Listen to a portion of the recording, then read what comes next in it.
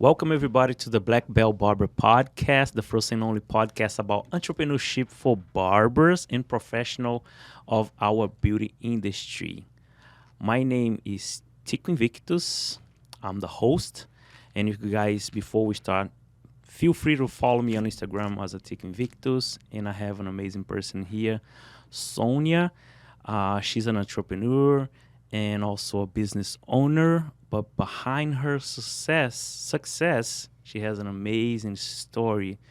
Sonia, you feel comfortable to share your story with us, with our audience today? Yes, I do. I'm excited to share with you Yeah, today. you can go ahead and do it. Yeah. Oh, so like I said before, we're going to start as a little girl back in Maine, I suppose. That is where I grew up in Maine. You said you've been there. I've been there. I used to live in Boston. That's so cool.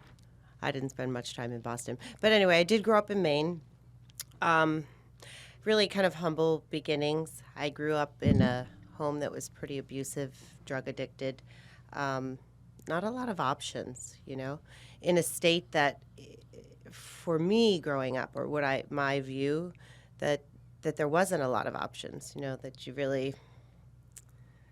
you maybe sold drugs or maybe had a job at like a local store or something, but you really didn't have a lot of options, at least not the people that I saw. And I got pregnant at 16. I had a baby at 17, dropped out of high school. So certainly my path was right there, in line with everyone else. But having baby kind of made you go, wait a second, right? I don't want her to have the same things or lack thereof that I had. So it really made me kind of get going in life, or at least want to be out of the circumstances that I was in, not to have that sort of upbringing for her. But I had another baby by the time I'm 19. I'm married, and then getting a divorce in my early 20s. So, I mean, it really was kind of stacked against me in those regards. But I think I had a lot of pride still. So even though I had dropped out of high school, I still had, whether it was the vernacular or the way that I presented myself, the ability to sort of hustle ahead. You know what I mean? So if you had met me in that period of time early on, you probably didn't know that about me. You certainly didn't know my background. You didn't know how my household was. You didn't know of the level of abuse that I had or neglect. I Did you hid have those things. brothers? I do now. As growing up, I was alone. My brother, I'm 15 years older, and then I have a sister, I'm 19 years older. So I didn't really grow up with them in the household. And again, I had my own child, and that really caused me to leave. I mean, I left in the middle of the night after a pretty bad incident in my house, just feeling like I'm going to die here and my kid's going to end up here, and that was it. So, that kind of like projected me out. But, fast forward, I'm in Minnesota, I have 2 kids, I'm getting a divorce. I was working in insurance, and that's what I did for a while, even without an education, just kind of, like I said, hustling forward. I just had this way, I guess, that you didn't ask that question about me, which was good, because I didn't want to tell you that. And then later I got a GED and kind of, again, tried to bury that further. Started at a local community college while I was in Minnesota, still pursuing things in insurance and getting licensed and doing that, but not happy, not really fulfilled, but doing it. And the money ended up being good, especially, again, for somebody who didn't What have line an of education. insurance? What was life that? life insurance, health Oh, insurance? thanks for asking. Yeah, funny, at first it was I needed car insurance.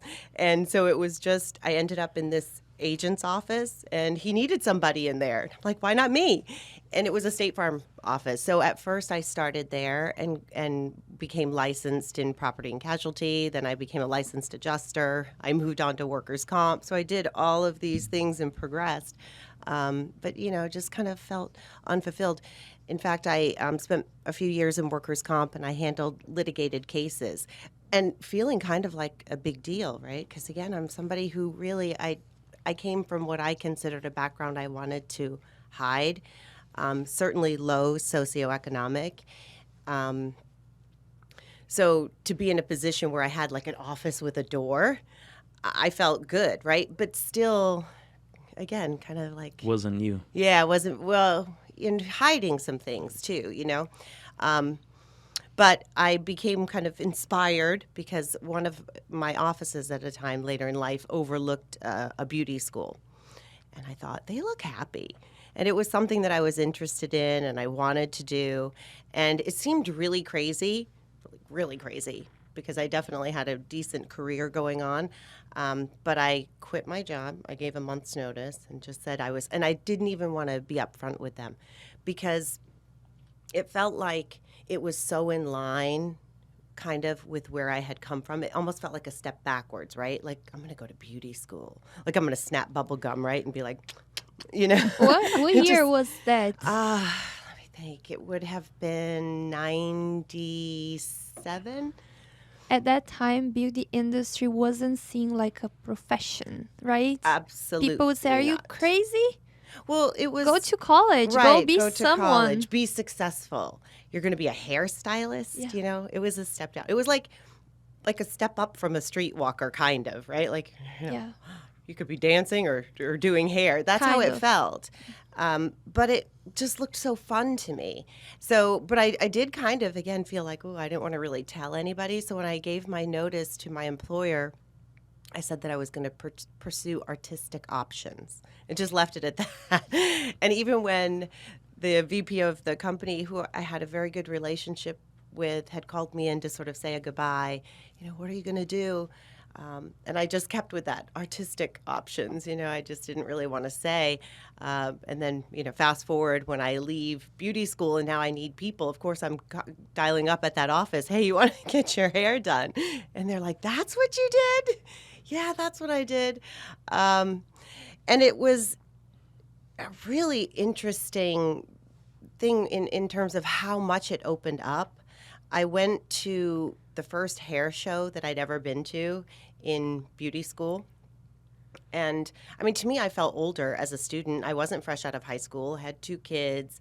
And even though my age wasn't that far away from them chronologically, it was life wise so far away. So I felt so much older and I felt so different from everyone there. But I joined on this little tour bus that they had, and I go to my first beauty show, and we went to Boston. And I just remember feeling like I was at a rock concert. I don't know if you remember your first hair show, but for me, it was like, wow, the arena was huge. There were stage presences everywhere, competing manufacturers with just all kinds of things going on. And I was like, this is amazing. This is part of doing hair. I mean, I just thought like you could be in, the beauty shop with the hair things coming Much down. more than you thought, right? Yes, I was just so blown away. And that really opened up my eyes for me, that it wasn't just you had to go stand behind the chair or you were limited, that there was so much more. And that's actually what I did. So after graduating, I didn't go behind the chair. I actually went to work in distribution.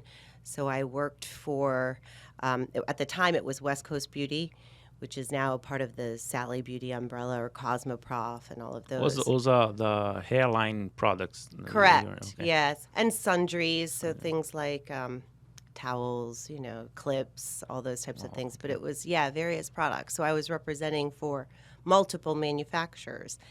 And I got to travel. Before you go into that, so Mm-hmm. when you were in school, you were a single mother of 2. Yeah. How did you manage having 2 kids, attending full-time school, because it's a lot of hours you have to complete? It's not cheap, it's expensive. How was that, being a single mother with 2 kids and going through this process, which is a long process? Yeah, It was hard? It was hard. I definitely had family help. And at that time, my children were young. Actually, my divorce and custody was all kind of icky as well. But at that time, my ex-husband had them mostly, or had them during the week. So So you that could go part, to yeah, school. it definitely made it easier. Not emotionally easier, but easier physically to be able to make that happen. I can certainly relate now for someone else. My own daughter, for example, when she was back in school for her husband, her married, she had a little one by herself, hard, really hard. So thankfully, I didn't necessarily have them to manage at the time other than financial. Um, but it was definitely emotionally hard. And then you went to this job. Yeah, so then I started traveling. And so at that point, now you're with the kids and we're doing normal life and trying to balance travel. But for me, it was amazing. Again, it's one of these experiences where I really just didn't think that that would be something that I could do in life, that would be a door for me or an opportunity. And then I became in these businesses, which was my job to go into salons at that point. So I'm going in and I'm representing manufacturers and I'm teaching salon owners whether how to make more money, how to get their back bar for free, just different programs on education. And I'm feeling, again, really empowered, right? Like someone who's a business owner like you, Tico, was looking at me for advice on what's the next best product to bring into your business, or how am I going to get that at a manageable cost, or how can I get education into my salon? Whatever it might be, I was working as a partner for those people and helping to build businesses. So I'm feeling really good with myself and traveling a lot. And then from there, I went to work for a manufacturer after spending was maybe a decade and a half within distribution. I moved to a manufacturer, and there I became director of education and sales. And again, more travel, now international, moving around. I was having, I was the person who felt, again, big deal, right? Coming from these small, humble beginnings. And when first class was announced, like, move aside, people, this is my turn, So just opened so many doors that I just really didn't know that would happen. How many countries did you visit during the time you're working for this company? Do you remember? You speak Yes. so highly about traveling and stuff. That's a good question. Yeah. Like how many places you visited? More than I can count. So in the U.S., Wow. it's easier to say where I haven't been. I have not been to Arkansas. I have not been to Wyoming. And I think there's Hawaii I haven't been to, and I haven't been to Alaska. And I think there might be a couple of others. That's it in the U.S. Wow. And then internationally, I was predominantly in Asia. So I would go to like China multiple times, Hong Kong, Thailand I spent time in, and just amazing things, again, that I wouldn't have seen otherwise. So anyway, I was working within manufacturing, building a brand, expanding that brand, expanding our education footprint, our sales footprint, and moved on to another company kind of doing the same thing when I feel like my life was disrupted. In April of 2016, my youngest child was murdered while he was at work. And that just, again, is one of those you don't expect, you don't know, like. How old was he? He was 23. Oh, so young. So young, yeah. And just on the precipice of life. He was getting ready to start law school that fall. He worked in a law firm. So just so unexpected. Like even the phone call was like completely surreal. A million people I could have thought of in my family even, maybe not a million, but a lot of people I could have thought of even in my own immediate family, especially when considering someone was shot, that I would have thought, okay, that person, it made sense, but not my son. Not your son. No. Is no, there no. a reason why he was shot? Yeah, so he was The actually, person let- had something against him. What happened? it's something that I think I've come to realize about murder, right? And taking someone else's life. There's never a reason. You know what I mean? It's stupid. It's always I agree. something so Yeah. stupid. And in this case, I mean, it can boil it down to a parking spot, and not a parking spot that my son was even in. So he was working in a criminal defense firm. It was a criminal defendant who had hired the firm previously. He was upset about a parking spot outside of his business and a dispute with a neighbor over who could or shouldn't park there. He began texting or calling the attorney that day with like pictures of a car parked in a spot. And again, this is a criminal defense attorney, and he's in court that day. So he's getting pictures of like a no parking zone, thinking, what do you want? And so he maybe says some text back to the guy, like, I'm at court. You could talk to Chase being my son. And anyway, it escalated. It started about 10 o'clock in the morning, and by 2 or 3, he had definitely made several threats to his children's mother that he was going to the attorney's office. He was going to shoot his attorney in the head. And he did. He just showed up there. Wow. Chase was alone in the office, and he shot him 8 times. Was this guy mentally ill or something? Oh, looking at, That's crazy. I'll just be brutally honest. Looking at his criminal record leading up to that, he was escalating. He was Okay. just an escalating individual. And actually, he had everything in life going for him. Really did. He'd been adopted into a really good family, young. He'd been raised in upper middle class Midwest in Minnesota. His child's mother that he was involved with, he had 3 children. He was 34 years old at the time. They had a good life. She worked at 3M in middle management executive position, had home, did well enough to support him in an outside apartment that he lived in, had a mistress, just like he just wanted to not be good in life. And one of his crimes previously he'd been involved in a drive-by of a house. So he was escalating. Before shooting my son, the same gun that was involved, he'd been in an alley maybe a couple weeks before as a convicted felon, shouldn't have had a firearm, shooting. So, I mean, to me, it was just like I looked at his record and I thought, you just don't want to participate in life, you just don't. Thank you for sharing that. Must Yeah. be not easy for you to share that. No, but that's actually the pivotal point, right, in the change, because then I felt like I can't travel anymore. It was really hard. And it also really made me stop. Like all the things that I'm sharing with you that I was so proud of were also pieces that really helped me to keep my past very much away from me.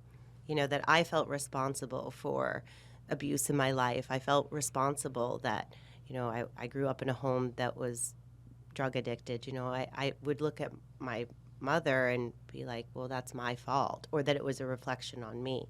I didn't want people to know she'd been in jail. It felt like you would judge me. So that happening, I don't know, you look at everybody different, right? And I just started to realize, well, we all bleed the same, right? We're all the same. It didn't matter. Nothing else mattered.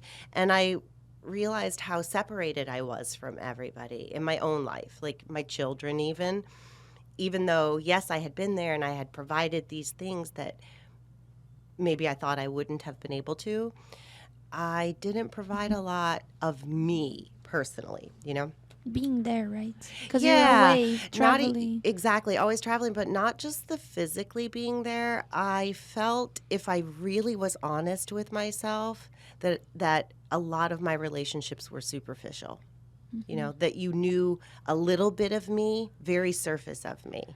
Don't you think it's because of your childhood? Usually, when you grew up with when you grow up with an abusive home, it's hard for you to make connections because you, as a kid, didn't have the protection and the love to make you secure, so you don't trust people, and you feel like they're gonna hurt me. So I can't get too attached. I can't get too close, otherwise they're gonna hurt me, because that's what you learn as a kid. Yeah, absolutely.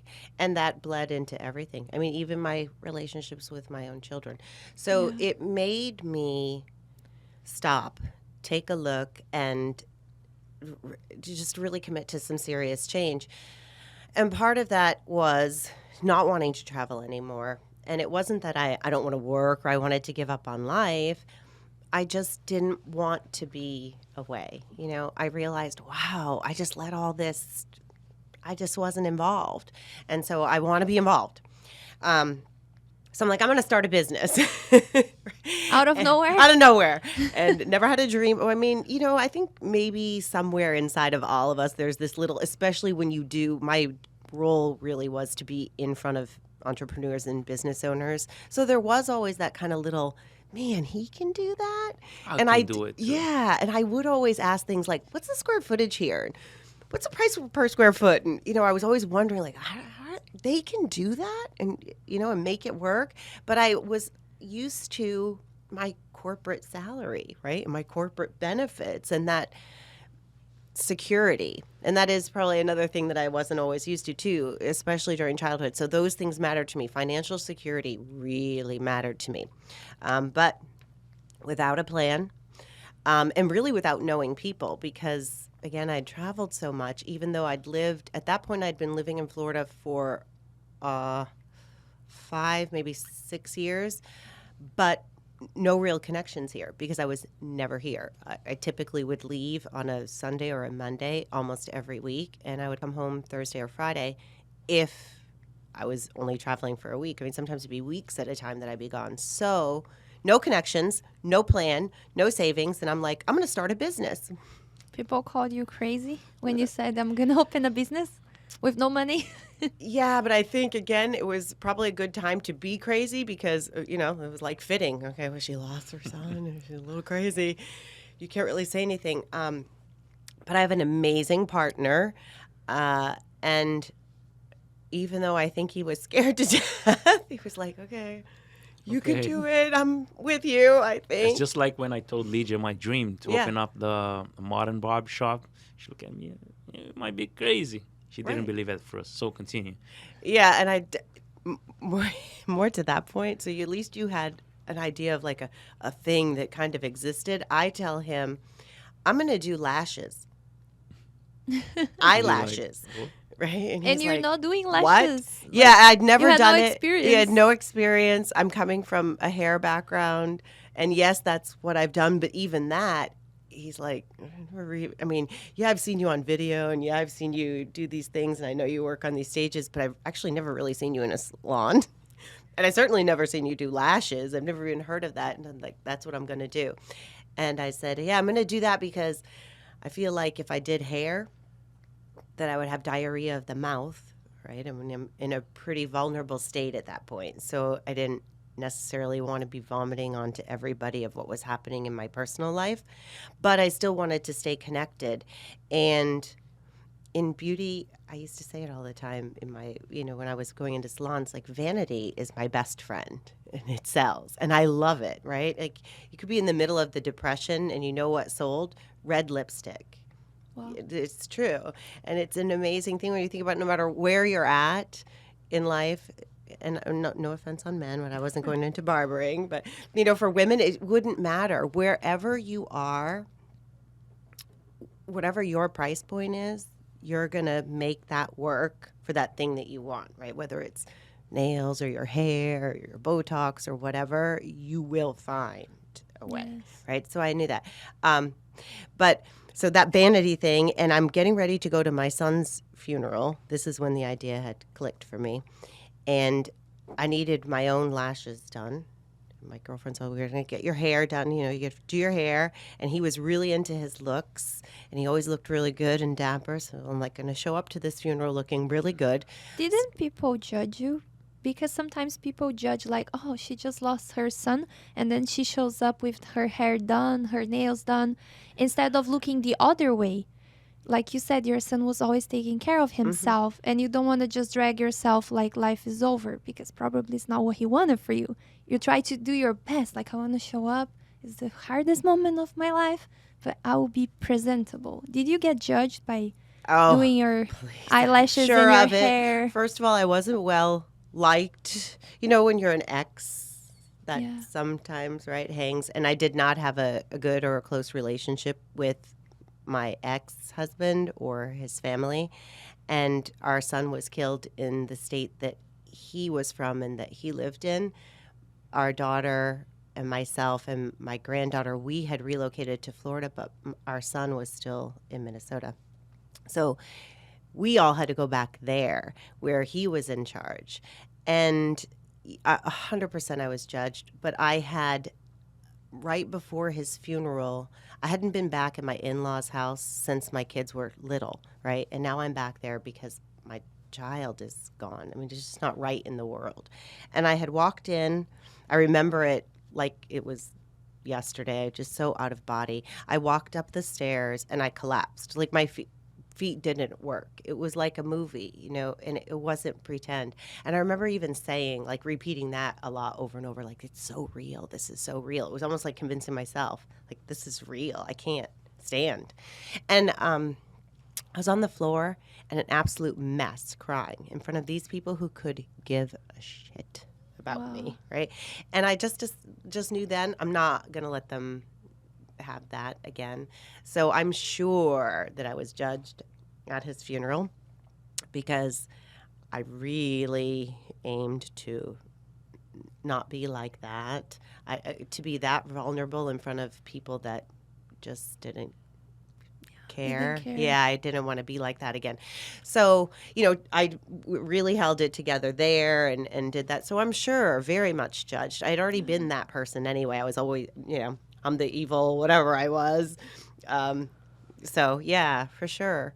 But I didn't care. And making the decision about having a business, I didn't care. I was really private about it though. It's strange too when you think about, oh, I'm going to have a business. Oh, but keep it quiet. Yeah. Right. And that is me.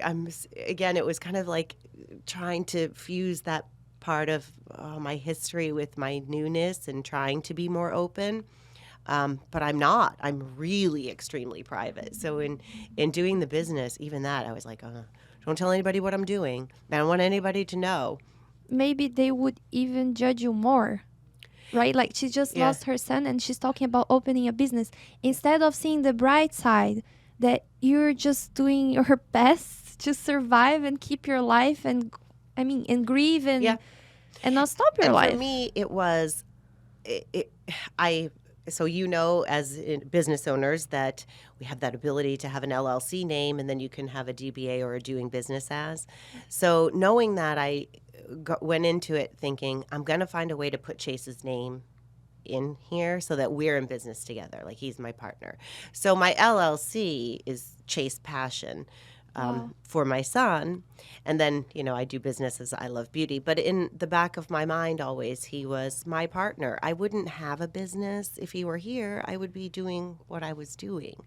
So it's like I really want that reminder, not in a way of, feel bad for me and what happened, but more to remind me, like, do better, touch people. He did, and I learned that at his funeral, but to have men my age, men in their 40s, he was wanting to be an attorney, but he was really involved in baseball, and he was an umpire from like little league level to collegiate level. And there was a lot of talk within his umpire league that he could be pro. And my son was so driven. He's like, he's going to go to law school. I'm going to go to law school first. I'm going to do that. And then if I want to, I'll go. And then I can have that to fall back on. I'll be a lawyer to fall back on. Like, that's amazing. And he worked 3 jobs, just really worked very hard. So it was like, I want to emulate those things back. When we were there at his funeral, that was the point I was making, was more than one man had come up to me, and the overall tone or expression was like, when they met Chase through umpiring as a younger man than them, he was probably in his teens to maybe very just turning 20. They would say, I thought he would be someone I would mentor, or that, I could shape. And then most had said something to the effect of, but after spending time with him, this is going to make me cry, but that they would want to be a better man. He inspired people, right? Yeah. Oh. So, sorry. I didn't want to do that. So it just made me really take to heart the things that I used to preach. I was out there in the field and I would say things to hairstylists a lot about how we're licensed to touch people. And that's an amazing thing. It really is. To have the ability without any questions asked, right? I get to touch you. 2 people in life get to touch you without permission. Your doctor and your hairstylist or barber, right? Or esthetician. But like we're licensed to touch people. So without a question, when someone sits in front of you, they know that you will touch them. And that's powerful. Very. It's so powerful. There's so many times that we go through life alone. And that touch is so powerful, right? And I used to say it like you're like a doctor, like that's how powerful you are. And it took that for me to get it to say, I still have that ability. So through beauty, I have the ability to touch, to influence, and to inspire other people. And that's, I put his name in it, and I'm like, and that's what I intend to do.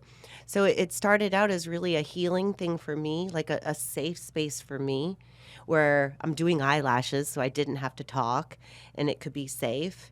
And then as I got stronger, or it got easier to carry, however it was, then I could develop more in that business. And I did. And each time I did, it was like another stepping stone with Chase. So I had started out literally in a closet in my house. And then I moved I had a friend who was an esthetician. She had a suite inside a tanning salon. And so I shared a suite with an esthetician in a tanning salon for a little bit. And then I got my own little spot in the tanning salon, and then eventually moved into a suite. And then while I was there, because I know you guys have all talked about suites before and how different that is from a storefront, the costs and all of that. But as I'm in this suite and I'm looking at the tiny square footage that I have and what the cost is, and while it was great because I didn't have to have credit and I didn't have to have those things, I felt like, wow, this is so expensive for this little tiny space, right? And then I also you're subjected to the good and the bad of other people's businesses, right? So you think at first, well, maybe it's great because that will help to attract, but what if the clientele that they attract is not the clientele that I want, right? And so for Yes. me, that was part of it, because I had decided I'm going to have my business like I would have taught other people in theirs, which is I don't really want to work that hard. I want to be at a premium price point.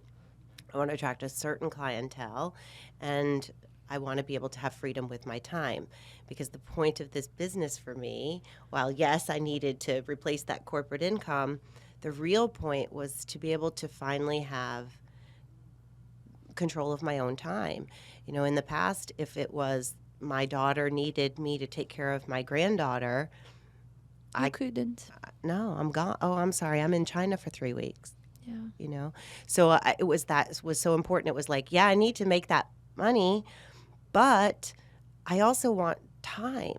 That's the beauty of our industry, because we can do work on our own schedule. Yes, and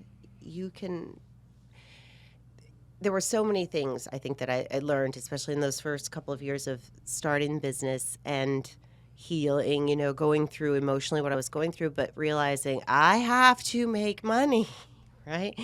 And learning that I think, again, another amazing thing about our industry, especially being an entrepreneur in it, is that you can decide, I need a raise today, right?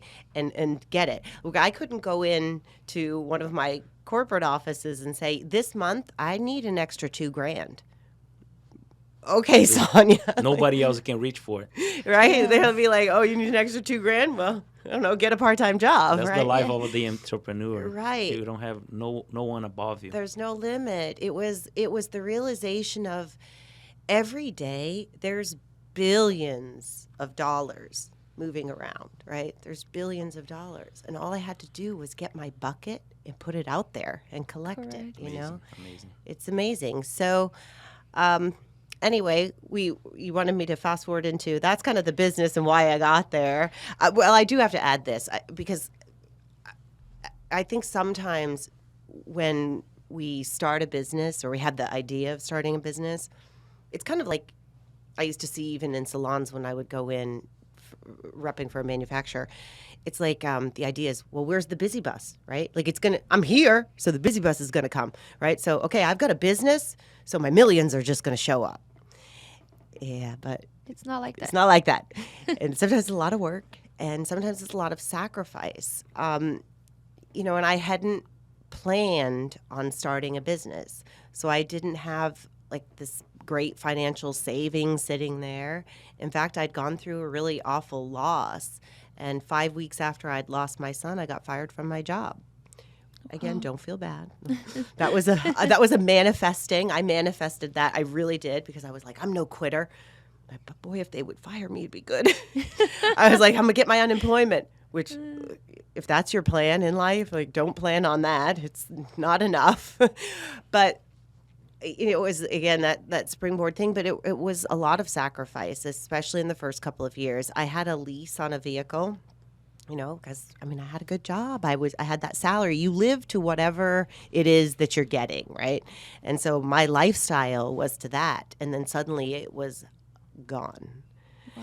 And I have this car, and I'm trying to like hustle what I can, and I'm making some money, kind of just paying those types of things. And again, thank goodness I have a partner who fed me, who kept me on a roof and that type of stuff, or I would be living in my studio is what I would have done. I have an awesome partner too, my Yeah. wife. See? She supports me in everything. See? My dream. Actually, she jumped in. She jumped in my dream to become a business owner, entrepreneur, having my barbershop. She's an what's the name in English? I'm a pharmacist. Pharmacist. She's And I jump on his dream. And now is my dream. But, it wasn't on my plans to be a business owner ever. As a pharmacist, Lucia, you didn't think, you know what, I'm going to have a barber shop too Yeah. and a Never thought podcast. about it. Never. I'll never guess. If you ask me a few years later, I'll never, ever, As you were doing the pill Yes. counters, you just... I'll never guess I'll be Never here guess. doing what I'm doing. But I'm happy. I think it was Yeah. supposed to be Was that supposed way. But I wouldn't think, I'm going to marry a barber and have a barber shop. I feel comfortable and supported by her. So all the time.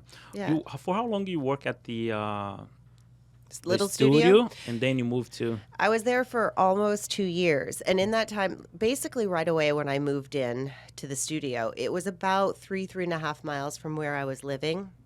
I was telling you about this lease I had, right? And so Your car. on the car. And I started, this is like this big thing, this overhead that I have, this car. I'm paying rent on this studio too. So it's like I've got to make this money. And now I've got this car that I drive literally 3 miles one way. Okay. And the lease payments, like $300-400. Then you've got the insurance, so it's another $300. Then you get gas, all the expenses. So I start looking at that real hard. And I start thinking, I think I'm going to get rid of the car because it's a lease. I'm going to turn the lease in, and I'm going to ride my bicycle. No way. Yeah. You did that? Yeah, so I don't tell anybody at first. My good ideas, I just kind of I let you find them out. So I didn't tell anybody. And my mother was visiting, and I actually, our relationship has changed dramatically over the years, and so now she's like my little linchpin, I guess. You make her do the things. So you got to go turn that car in. So I put her up to that. She had to go turn the lease in for me, and then I break the news at home. Because, he knew the cars, right? It's got to get turned in, so he knows that's happening. And I just kept putting off the conversation. I'm not sure. I'm just, when are you going to go to the dealer and pick out a car? I'm like, I'm not too sure. I'm just kind of thinking about it. And so finally, after the car is gone and there is no car, I go, well, I decided I'm going to try my bicycle. And the look on his face was like, you're going to do what? And I'm like, no, hear me out. I'm already decided. So once I've decided, everybody knows, it's decided. It's done. So I've decided I'm going to do 6 months on the bicycle. And I decided 6 months because we're here in Florida. And I thought that's, it was going to put me, it was spring at that point. So it was going to put me through the worst of it, summer and hurricane season. And I thought if I can make it through that on my bicycle, and I was going to watch the expense. I know I have Uber, right? I have things at my disposals. But If I also, it's raining or Right. something. Right. And he has a car. So, I know I've got some options. But I was thinking, okay, Uber, rental cars, and my bicycle.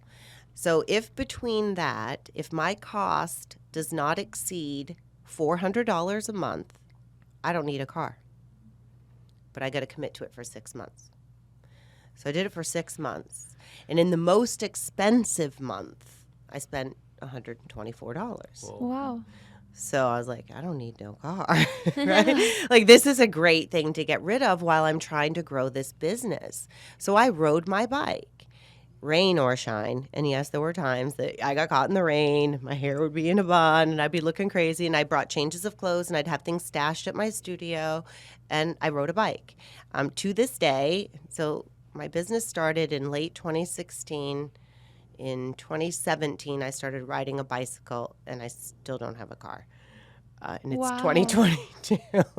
Yeah. Wow. So, but I do have 2 electric bikes now. And so I do use that. And, we have a car in the household. So I have a car at my disposal. That's a and great way Uber. to exercise too. It's a great way to healthy. exercise. Yeah. But in terms of like being able to invest back into my business, it freed up the financial responsibility that I had on that car that was like, okay, I can make this sacrifice in my life. And I'm sure people thought I was crazy or like, you're not going to be able to stick with it. But you'd be surprised what you can do on a bike. Like, I can put a backpack on and a carrier in the front, and I can get my supplies. I just want to clarify that the dog is Snoring. snoring. If you hear a weird noise, that's the dog. That's the dog. We have Puppy. A puppy. He's sleeping and snoring. But I wanted to share that because, again, as entrepreneurs and business owners, I think sometimes there's this idea that, the millions are just going to show up and that there's no sacrifice involved. And that was a big one of mine. And the idea that I didn't have the financial ability to be able to hire people, right, especially early on, to do anything for me. So everything that I needed to either learn how to do it, right, or figure out a way to do it for free or whatever. So there was really a lot of learning. And I find it interesting now when I mentor or coach other people, the resistance, to being open to learning something. If you don't, I don't know, I just feel like in my business, I know every aspect of it because I've done it. And yes, now I can hand it off to somebody else, but I know exactly how it goes. I think from that's website. smart. Yeah. Because if you don't know, I see some small business owners failing on that. You don't have to know everything about accounting, right? No, right. But in the early stages of your company, maybe it's not realistic to pay a monthly fee to have an accountant. You just do the tax at the end of the year. Right. But then you gotta prepare these finances for your accountant. So you have to know how to do that, create spreadsheets or whatever, create a system that works. Right. Marketing, you have to promote yourself because you can pay an agency to do it for you. It's smart to know because when Right. you grow, you can delegate, but you know what you're doing.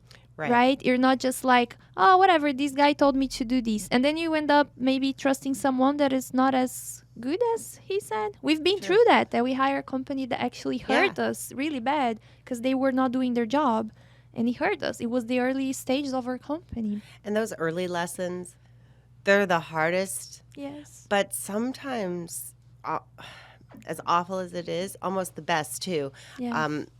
Early on, another thing that I did early on was, again, realizing that I don't know everything.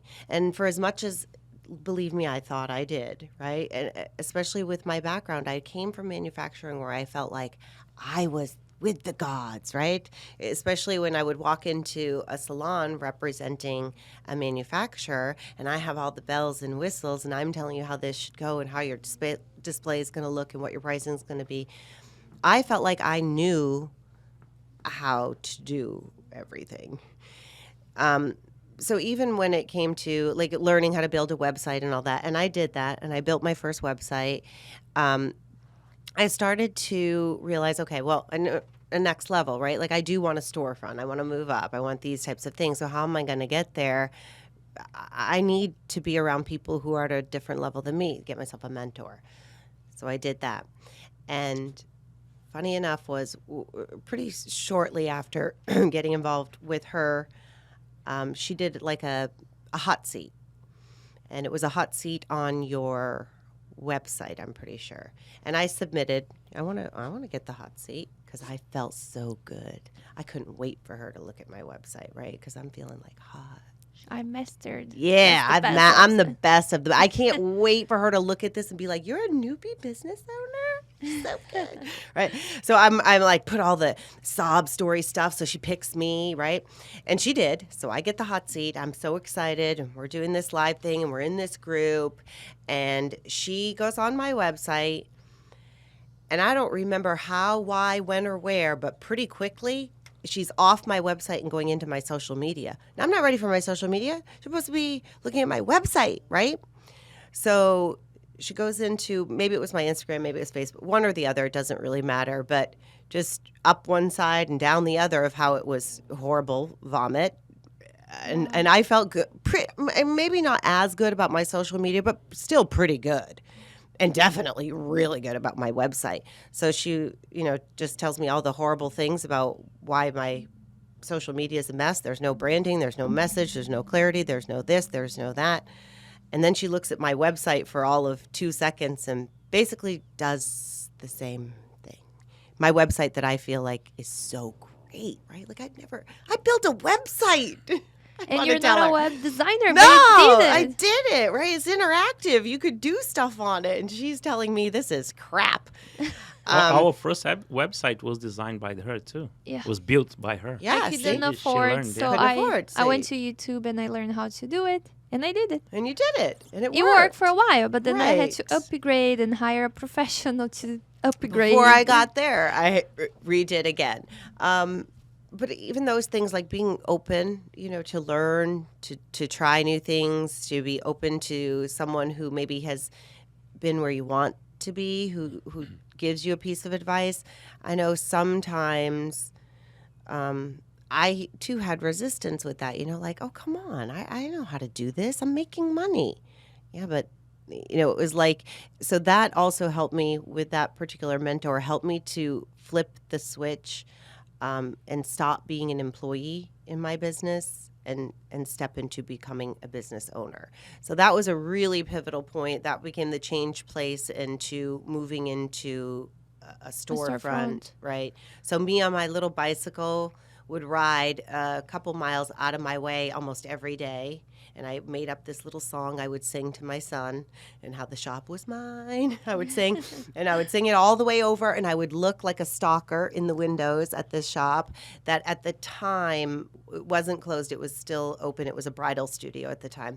And I would just peek in like a weirdo. And sometimes there'd be people in there, and I wouldn't open the door. I'd just be like, oh, that shop's mine. You're dreaming about Yeah, it, right? I was manifesting, and it is. So I did end up getting it. It took months to negotiate the lease. I mean, even that was a learning thing, to understand. You and I had some conversations about that. Commercial real estate is really different than renting an apartment, So all learning there, but that helped. It was like another major pivot point to have everything in line with my brand, with the message, with who it was that I was reaching out to, like who is that, what I refer to as my guest of dreams, my God, who is she? And really getting fine-tuned on that so that everything, when you looked at my social media presence, when you looked at my website, when you looked in the store, that everything had the same message all the way Did through. you find out yourself renting the same spot that you were looking inside? I did. The same one? I did, yeah. Amazing. It took almost 8 months. Where but yeah. is it? What city? I'm in Coral Springs on Wilds Road. Yep. So I peeked in, and that was the one. I did have a couple others that I looked at, but that one I really went every day singing my song on my bike and looking in the windows like a weird stalker until it was mine. We did the same when our realtor spoke about it, the location. Me and her, we stopped by at the door and we're looking inside. I was planning in my head Imagining how it would Imagining. look like. the same. But at the Yeah. same time, we were so afraid. So Because afraid. it was our first business. We're not prepared for it. And then I was like, how I'm going to make this? It was just the cement, no floor, and walls. I was like, what I'm going to do with that? Where do I start? I had no idea what we were getting into. It was crazy. Yeah, and that stuff's overwhelming It too, is. because when you're peeking in the windows and you're imagining it, just right? It's fun. You're just imagining. But then once you get the key, Yes. you really have to do the work. You Yes. total loss. Total loss. I mean, and just try to find a contractor, and then now I'm a woman alone trying to do that and trying to. Are you going to be on time? Are we going to come in on budget? Are we doing? And on top of that, there's many licenses before you open up your business. Yes. Oh, my We had to gosh. learn everything on our own. Yes. And I my remember wife did everything. we're trying to find someone specialized in licenses for business to help me because I didn't know where to start. But then I realized we couldn't find anyone. We Right. asked everybody around, lawyers, accountants, like, do you know anybody that can help me? Nope. Nope. Do you know anybody? No. I was even thinking, like, maybe I should start a business doing this type of consulting because it was so scary. Agreed. I have no idea how to do it. And at the end, okay, it's not the end of the world, but there's a lot of tricky things that you don't know. And you end Yeah. up wasting time because you do it wrong. Mhm. So Absolutely. crazy. And I learned those things along the way. My second year in business, I had neglected to file my annual report. oh, If you don't do that in the state there's of a huge Florida, fine. A, there's a fine, and B, essentially they dissolve your business. Correct. And that's what happened. Jesus. And it's just like when you get pulled over by the police, right? If you say, "Well, I didn't know," It doesn't matter. Yeah. Too bad you didn't know. Pay, and that's what you have to do. So that was a lesson I learned. And like you say, with licensures, right? Especially you move from a suite and then you're going into your own storefront, and now you're responsible, right, at every level. So Yes. it's not just, that you have, whether it's cosmetology or esthetician or barber license, but now you need the salon or the barber's shop license, and then Yes. you need at the state level, and then you need at the county, County level, level, and then the you need at city the city level. level. Yeah. And then are you selling products, and then define what type, and then you got to make sure again every level you're paying all the taxes, and you've got everything filed. So there's so many different aspects that you don't know or you don't think about. I mean, the first time the fire department showed up, I was like, what the heck? I got to pay for this? I was Right? surprised too. I Because could- first they show up, they never said They anything. never send anything. And then they sent me a letter. And I was like, what they're charging me for? Yeah. It's the annual inspection. You're supposed to pay for it. I I couldn't didn't believe know. it. And then the next year when he came back, I'm like, you've been here. Go away. It's Yeah. $200. I don't want to I don't want your visit Go here every away. year. And then they charge you for the fire extinguisher. It's like every little thing. You have to renew yes. some. I Yeah. had too, to right? learn about the fire extinguisher that I have to hire a company that Yes. comes and certify that mine are good. Yes. Every year they have to come. Yes. And then if it's not certified, you get a fine. Yes. One thing I learned this year, which was interesting. So they came for the fire inspection and they found some things that I should fix it. The previous years, they say when they come and they find things, they say, okay, I'll be back in 15 days. But then they charge you again for the second visit. But then this year, she came with some corrections and it wasn't on purpose, but I Yeah. said, you know what, let me fix it and send her a picture to see if that's what she means. Because I wasn't there. I just Right. got the message from my front desk. So I did whatever she said I should do. I took pictures. I sent to her email, which was the lady that did the fire inspection. And then because of that, she said, oh, fine, everything has been corrected. So I'll close your case. You're good. And then you don't have to pay for the reinspection. If I knew that before, because every year they come, they find something. They always find a little course. detail that it's not supposed to be that way.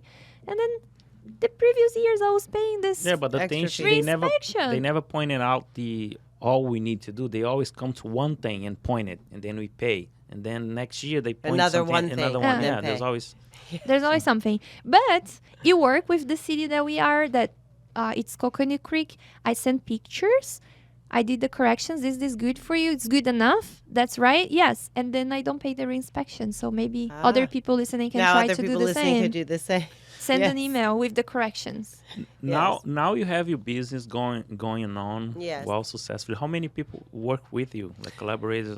How you do? How do you rent a chair? How you work there? Not chair. No. She's not No. a barber. I mean, No, but he's right. the- There are chairs. I do have chairs. You do? Yeah, but yes, because not of barbering, but not barbering chairs. But Okay. what I work off of, is yeah. a chair. How you deal with? No, I don't have any of those I have no service employees or renters or that kind of staff. That will be an expansion that I have. So the employees that I have now are behind the scenes. So meaning from accounting to marketing and that sort of thing. I don't have anyone else in services. Oh, I okay. need. Just yourself. Just Yes. yourself. Okay. Yes. So I need. And boy, that's one where I'm struggling actually. On and it's like especially in our industry, right? What do I do? I've looked at, do I want to have a rental situation? Do I want employees? I don't want employees. I just, no matter how I look at it, I go, I just don't want to do that. So I have space and I have been actively looking. So it's been out there for someone who ultimately I want them to feel like a business owner, right? So probably in a rental situation, but I'm looking for that person who maybe needs some mentoring, who's like, yeah, I want to have my own business, but maybe I'm not quite there yet. So maybe I need a little bit more in my skill set. Maybe I need a little bit more in my business training. Maybe I need to understand branding more or whatever it might be. So I'm looking for that person who is open and moldable, but really wants to be their own entrepreneur. That's what I want to help someone do. Okay. And- It would be like, let's say, quote, partnership. The person will be there.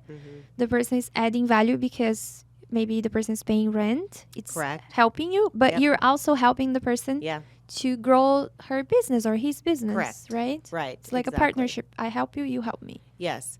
So sounds very ideal to me, especially as someone who is an entrepreneur. Like I thought, wow, that's so ideal of an offer, right? When I was first starting out, to have somebody who would say, listen, I have a beautiful established storefront. But you can come in, and if you want to have your own brand, have your own brand, and I'll even help you in developing it, Oh, that's amazing. right? I'll help you further advance your skill set. I'll help you with that training. I'll help you with mentoring. I'll help you with all those things. I thought, well, that sounds great. Like I would have jumped on that, right? And it's interesting because I've had a couple of interviews, and I'm a little shocked. It's kind of why I touched on like with being an entrepreneur, like, oh, I want to have my business. The millions are just going to be here. Well, but not without the sacrifice, right? Like sometimes there is the hard work and the sacrifice and expanding your knowledge and being open to things and switching your mindset. Again, I feel like sometimes with the people that I've talked to, even though they're telling me they want to have their own business, they're really still in employee mindset. Exactly. They Yeah. want instant gratification. I was about to say Yes. that we live in a time that people want instant gratification, Yes. and not everybody's an entrepreneur. No. Could be a business owner. You open up the door and start working, but not as being an No. entrepreneur. Right. Not to have, like, we just went through COVID, and that's probably an important one to touch on, right? Like, that really put a lot of our businesses at a complete standstill. I mean, we're service based, we were non essential, and it was like shut down. Okay. I still have overhead due. Like, my landlord didn't say, okay, well, you know what? Just take a pass on I'm rent. gonna waive the rent. Yeah, I'll waive it. That didn't happen. You know, FPL didn't say, don't worry about the lights. It was all still there. And not only that, my cost of living is still there. You know, like I got to eat still. So I'm talking about like really scary feeling, just feeling out of control, feeling like this, how can this be? How, you know, just lots Uncertain. lots of uncertainty, lots of mixed emotions, probably some anger in there. There's a lot of business closed lot back of- into 2020. Correct. And I had just reached a real high in my business. I had more than replaced my top earnings corporately, like earning, Wow. like bringing it home again. So, Wow. right, feeling like, wow. And that was in under 3 years in business.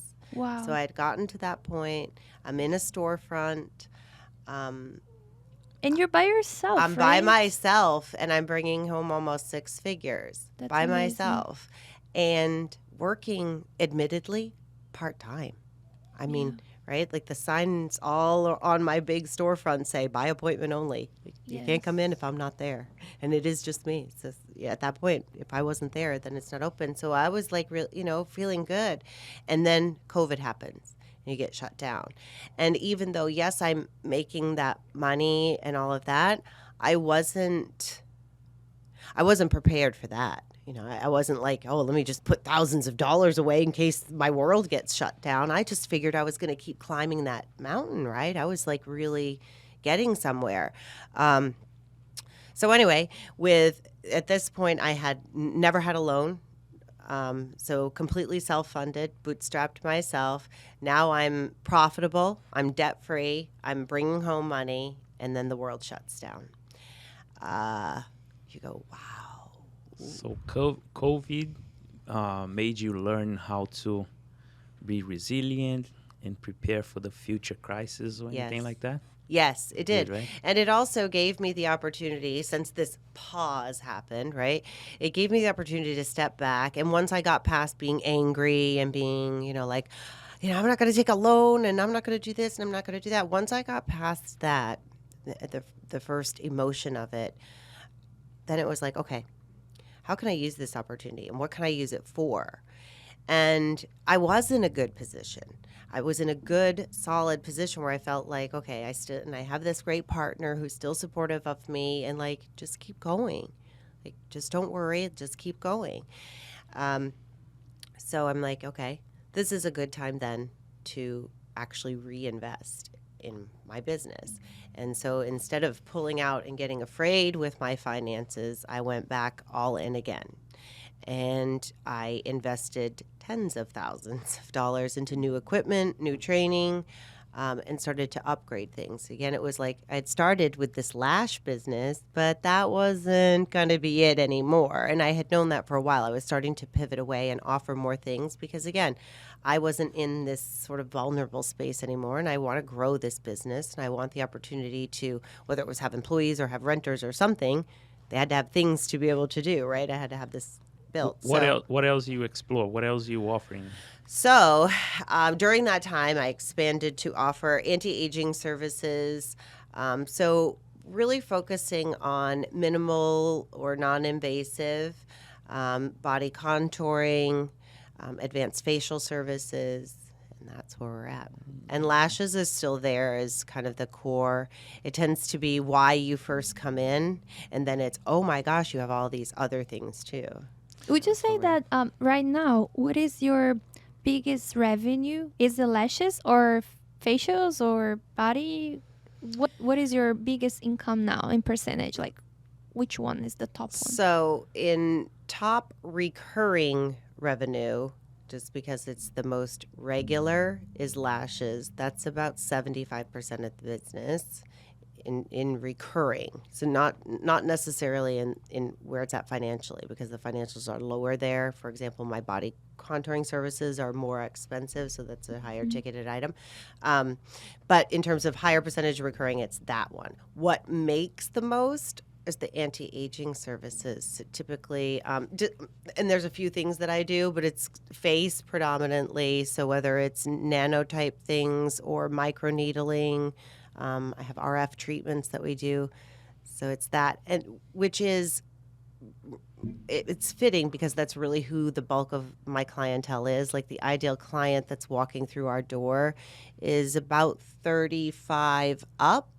So it's where she's getting worried about, well, I'm starting to have fine lines and wrinkles, or I'm starting to see dullness or sagging, or maybe I've got a little double chin going on, or, whatever it might be.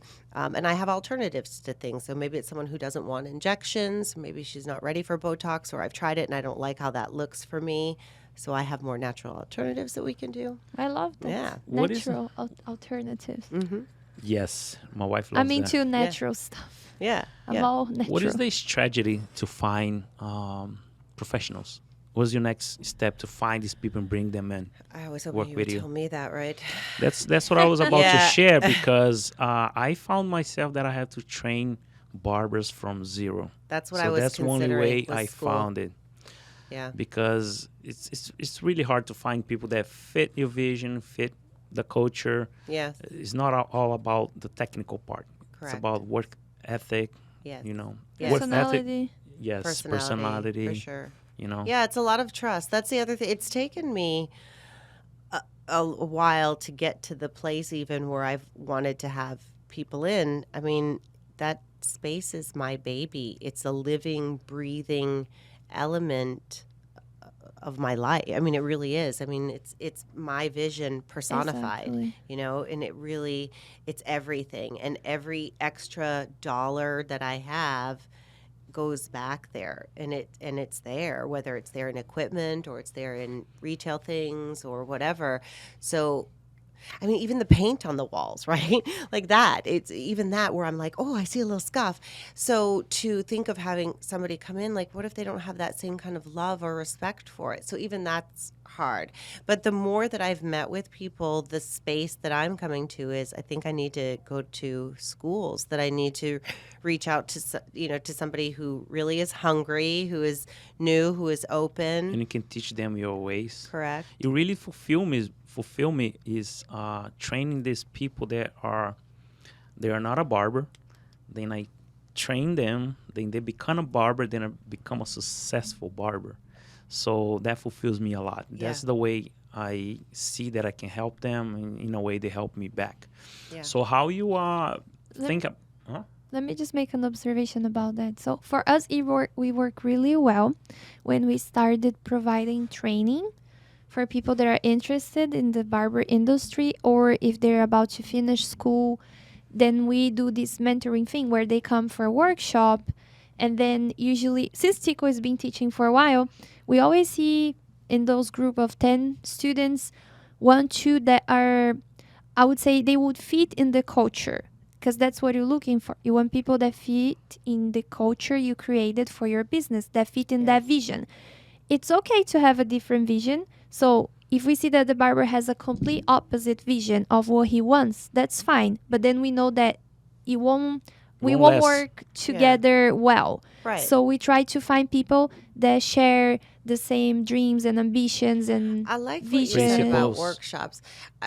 Only again because it goes back to like that heartstring tug, right? I have my son's name in this business, so it has been that real pull of that next step of how do I give back? How do I help someone else? In fact, even why I want to share my story is that, oftentimes, especially someone who's in the beauty industry as a service provider, typically we do come from lower socioeconomic backgrounds. Yes. So typically even making money or especially when setting our own pricing, for example, that it can be hard, right, to set that price where we deserve it to be set because like, oh, I don't know if I should really try, it's that scarcity mentality Yes. because of The background. the background, right? Yes. So for me, I really have that strong desire to help another person, to show, oh my gosh, it's not just behind the chair or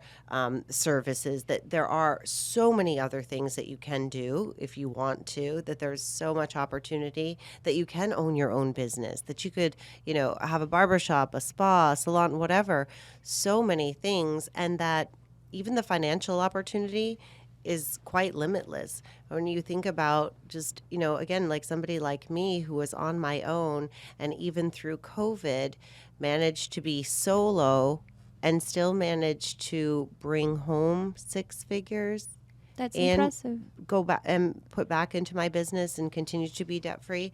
Yes, it just is testimony to what is out there. Exactly. You can teach them from your experience because Yes. beauty schools, they just teach the basics. They Yes. teach a lot of theory. They give you the first start. But to be successful in the industry, there's a lot more involved.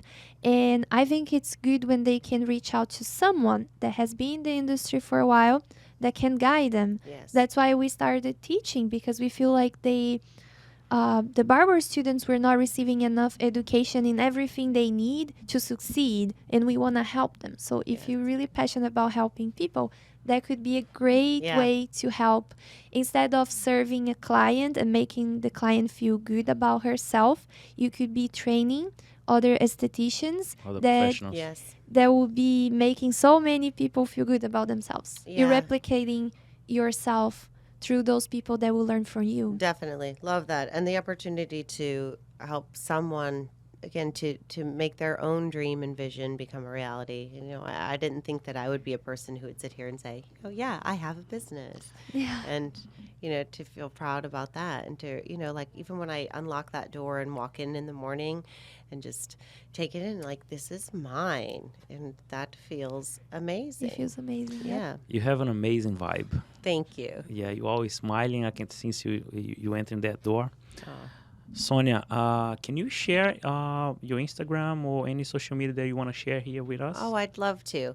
So I'm going to have to spell it Do because it. when I say it's I Love Beauty, it's EYE because it was about your eyes. So it's I Love Beauty Coral Springs. That's my handle for Facebook and Instagram. Instagram, both. Yep. And you can find me that way. Guys, follow me also, Tico Invictus. Follow Sonia. She has an amazing story behind her success. I wish you the best, and Thank you.